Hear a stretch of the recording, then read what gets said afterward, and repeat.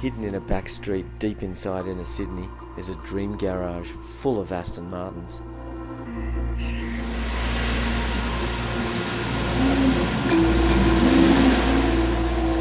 In the tradition of our full throttle videos, we thought we'd use Aston Martin's corporate jet services for a low-level flight down to the snowy mountains in a couple of V8s.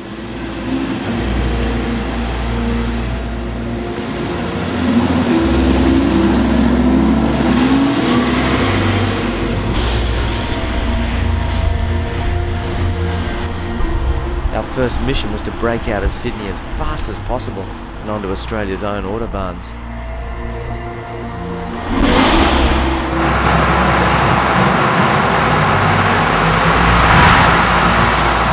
Aston Martin has handed us the keys to the Vantage box set. That's the 4.7 litre coupe and the Roadster. What we have here are two of the finest looking automobiles in the world. No need to tell you, but you are looking at pure automotive eye candy here, times 2.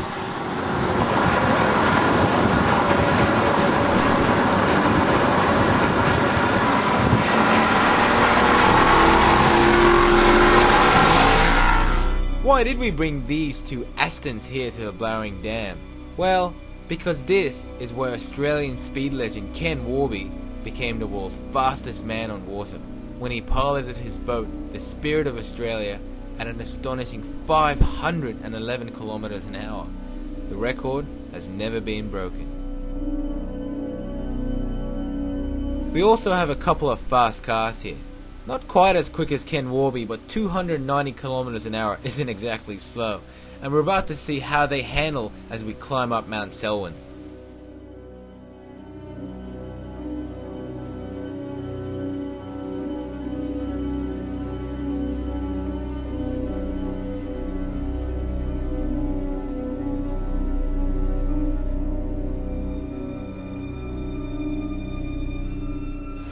The V8 Vantage is what we call a front mid-engine car, and it just has such a beautiful engine. The 4.7 litre, it's light, it's all alloy, and you know what? It's all hand assembled in Cologne, Germany.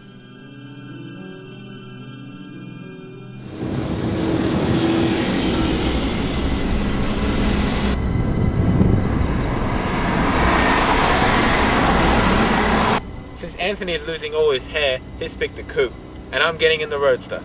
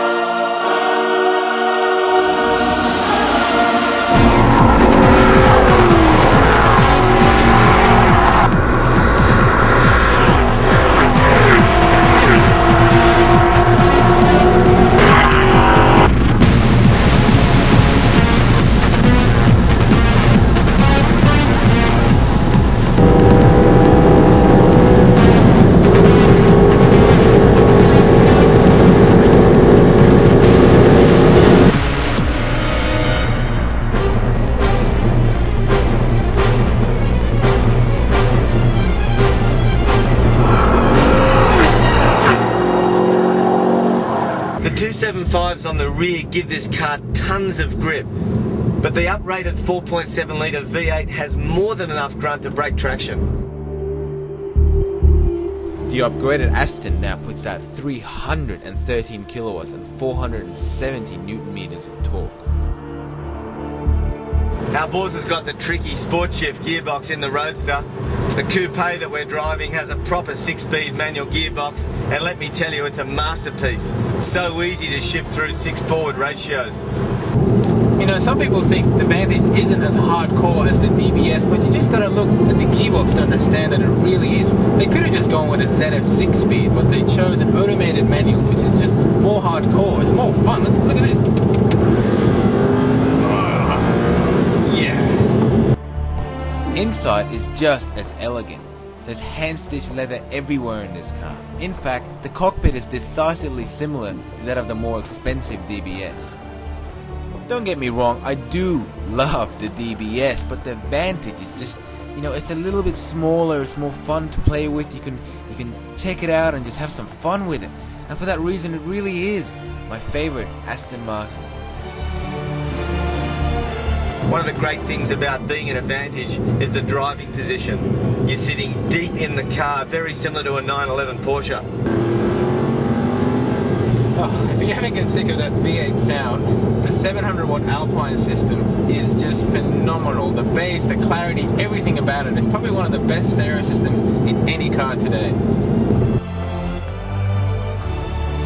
Every time you step into an Aston Martin, it's like you just sat down in a Louis Vuitton store. Such is that smell of leather and that bespoke switchgear.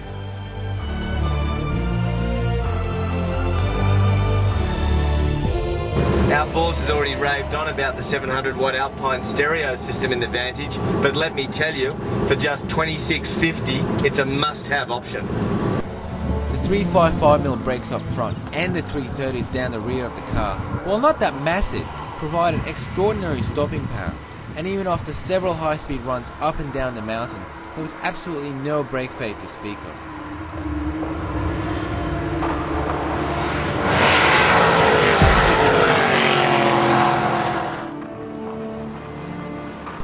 I thought I'd ask Tony what he thought of the new 4.7 litre engine. It wasn't such a good idea. So Anthony, does 4.7 litres do it for you? I think it does. It is a big improvement on the 4.3 litre. There's just enough grunt and more torque in almost every gear ratio to say that. I mean, everyone complained world over that the 4.3 just didn't have enough power for the look of the car. Well, I think Aston Martin have answered that question now. You can always do with more power. I'll always. Hypershift at full throttle, this thing comes into its own, and you can hit comfort mode in traffic and even crawl mode, so that you're not having to really feather the throttle that much. Yeah. Well, I tell you what, before that power plant explodes, let's get out of here.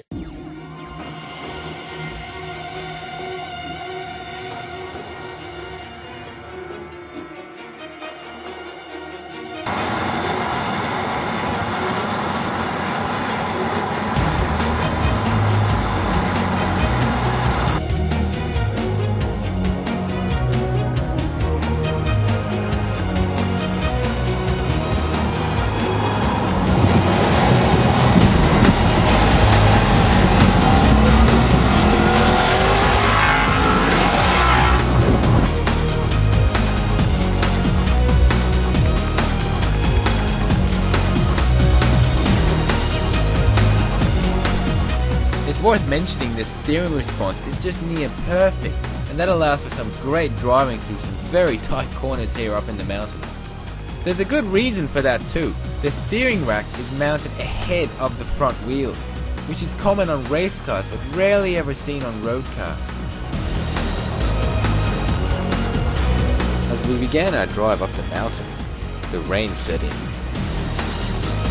Despite being rear-wheel drive, the Vantage still has an enormous amount of grip, even in these wet conditions. You can still have a bit of fun even with the DSC on, but it does cut in just at the right time. You know, the more I drive this Roadster, the more I love it. I really didn't want to get into it at all after 8 hours driving down in the coupe, but now that I've spent about 5 hours through the twisty bits near Mount Selwyn, probably wouldn't want to give it back at all. Most Roadsters or convertibles suffer from a lack of torsional rigidity, but not the Vantage. That's because this car was designed as a Roadster from the ground up.